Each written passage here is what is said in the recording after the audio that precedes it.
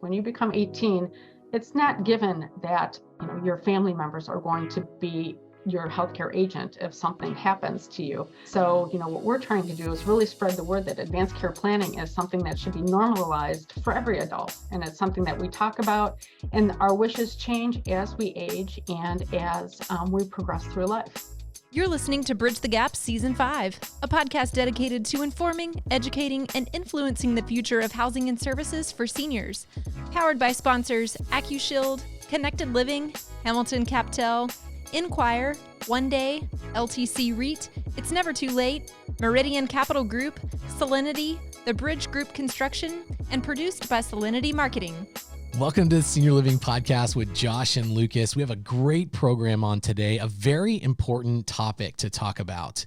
And we have a good guest on today, Joanne Eason. She's the president of Five Wishes. They provide solutions to enhance and advance care planning programs. Welcome to the show.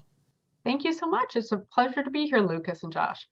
Joanne, the end of life is something that in the American culture is not often talked about until it actually is on the doorstep. And it's something that the senior living and senior care industry faces all the time. And these are such important conversations and questions, which is the reason why we brought you on today, because your organization really does approach this topic in a very meaningful way. Can you let our listeners know the background behind Five Wishes? Certainly. And thank you for all that you folks do in helping your constituents really serve the senior audience. It really is great work that you're doing. Five Wishes is an advanced care planning program, like you had mentioned, and it really, the foundation of it is Five Wishes. Five Wishes is a 12-page legal document that helps individuals discuss what matters most to them. The Five Wishes really are in order, who you want to be your healthcare agent. So who gets to make the decisions for you if you can't make them for yourself. So this actually becomes a roadmap for your loved ones to know exactly what's important to you. Wish 2 is your medical treatment. So what kind of medical treatment do you want if you become seriously ill? So do you want to be intubated? Do you want to be resuscitated? Those kind of questions are asked within Wish 2, and it gives 3 different scenarios. So you can kind of go through and say, well, if I'm approaching end of life, this is what I want. If I'm in a coma, not expected to be revived, this is what I want. So it really kind of walks you through each of 3 different scenarios and then leaves you room for a 4th scenario of your choosing. Wishes 3 through 5 really are the special sauce for Five Wishes, in that it gets to what becomes most important to individuals when they are nearing end of life. And Wish 3 talks about your comfort care. So what kind of pain medication do you want? Do you want cool compresses on your head? And those kind of things that really go to the comfort aspect. Wish 4 is how you want people to treat you. And that's, do you want people to visit you in the hospital or at home when you're close to dying? What kind of music do you want to be played? Do you want music played? Do you want to be massaged by warm oils? All those things that you want people to know on how to care for you. And then Wish 5 really becomes the legacy aspect of your plan, which talks about what you want your loved ones to know. So it talks about forgiveness. Not only, you want to forgive people, but you want them to forgive you for things that you might have done against them. And then it also goes into discussion of, do you want to be cremated or buried? And what are the adjectives that you want your loved ones to remember you by? So it's really becomes a full package and like I had mentioned, a roadmap and a legacy workbook for individuals to do. Most people think that an advanced directive is something that only seniors should be doing. An advanced directive is actually very useful for everyone 18 and older. When you become 18, it's not given that your family members are going to be your healthcare agent if something happens to you. So what we're trying to do is really spread the word that advanced care planning is something that should be normalized for every adult. And it's something that we talk about, and our wishes change as we age and as we progress through life. Well, this is certainly a very, very important topic. I think every senior living professional that's probably listening right now can think back to daily, weekly, monthly conversations they're having. And I would say it's very surprising. I can speak for myself over the last 17 years of caring for aging population, how many people, when they come and you're helping them through the transitioning to a community, they've never even had these conversations. And I think as a non-medical professional, I know even for me, having these conversations early on was very difficult because then questions come up about, well, what does this mean? And what does this look like? So to those maybe consumers, those that aren't in senior living yet, those that haven't even thought about senior living, or maybe those that are beginning their journey to navigate senior living, what would you say would be how you approach, let's say you get this document that helps walk you through that. Is there a certain people that you need to surround yourself with to kind of educate you on implications of these decisions that they're going to be making? That's a great question, Josh. Advanced care planning shouldn't be done in a vacuum. When you're completing your advanced directive, this is why we have it as a workbook.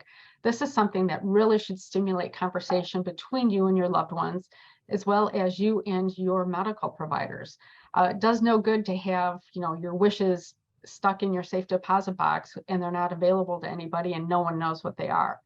So this whole aspect is really to have these conversations as early as possible. So before serious life-limiting illness approaches, or before you go into senior living facilities, this really is something that can be discussed at one time or during a series of different conversations.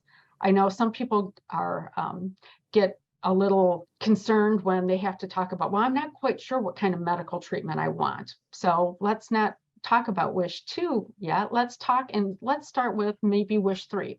So if something happens, what kind of comfort care do you want?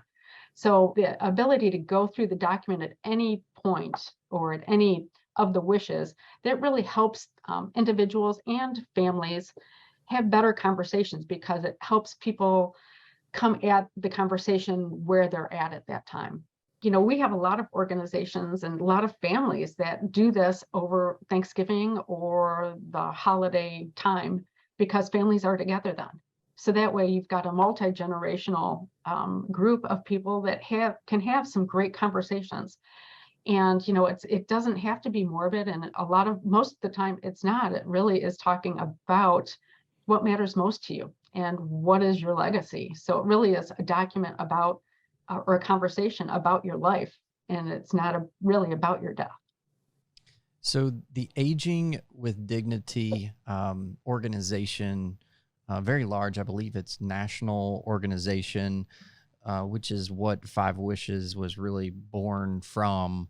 The background, it seems like there's been so much thought, research, time put into making this really an easy to walk through booklet, if you will, or workbook. It's not easy conversations to have.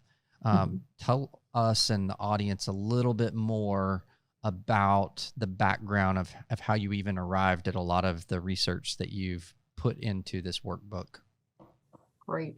Well, I wish I could take some credit for the initial development of this, but I was not part of that. Our founder, Jim Toohey, was the legal counsel for Mother Teresa for the 12 years prior to her death. And during his time with her, he worked as a volunteer in her Homes for the Dying back in the 80s in Washington, D.C. That's when AIDS epidemic was really large. And the individuals with AIDS really were kind of ostracized and left alone from their families. So that's where a lot of the booklet came from, or the questions and the discussion aids came from, because Jim actually sat and was with people as they were dying and realized that what really became most important were, the comfort care, the family relationships, the spiritual, emotional impact. And that dying isn't really a medical moment. It's more of a spiritual, emotional relationship moment. And from that, Five Wishes, the whole idea was born. And then from like a technical standpoint, we worked with the American Bar Association and making sure that it was meeting the legal guidelines across the majority of the states. So right now, 5 Wishes, our standard national version, is legally valid when it's completed. It meets the legal requirements of 46 states plus the District of Columbia. There's 4 states that need some special tweaks because their state statutes have additional language that must be incorporated. And we have documentation that meets those each individual state's requirements. Your next question is going to be, what are those states? Those are Texas, Kansas, New Hampshire, and Ohio. What does it take to become a partner organization? I know you have a lot of those, but if our audience is out there thinking, well, how do I become part of this? How could I use this material to kind of educate, inform those within my community, those in the greater community that just are looking for resources? How would they tap into that? It's really easy. It's go to our website. It's 5wishes.org. That's FIVE wishes.org. And there's a lot of resources on the website that really talk about how to start your program from the ground up. Additionally, they can reach out to any of us here on our staff, and we can help navigate through what type of program and what aspects of the program would be best suited for their individual needs and their constituent needs. We work, yes, with a ton of senior living organizations, but also with churches because they provide programming to their members and their constituents as well. We work with financial advisors. We work with health systems and health plans. So advanced care planning runs the gamut throughout all the industries. It touches everybody. And a lot of organizations are seeing the value. In fact, right now we're seeing a huge uptick in how employers want to offer this as a benefit to their employees. It becomes very cost effective, and it shows employees whose employers have used advanced care planning. They strongly believe in their employees and want to build a sense of trust and want to provide them with a roadmap to help them gauge how they're using or how they're planning for their future. Well, this is very, very useful information. I know our audience will want to get connected. Lucas, I'm feeling like me and you should be having this conversation. My wife and I have been having this conversation. Being 42 years old, you don't think about these things that often.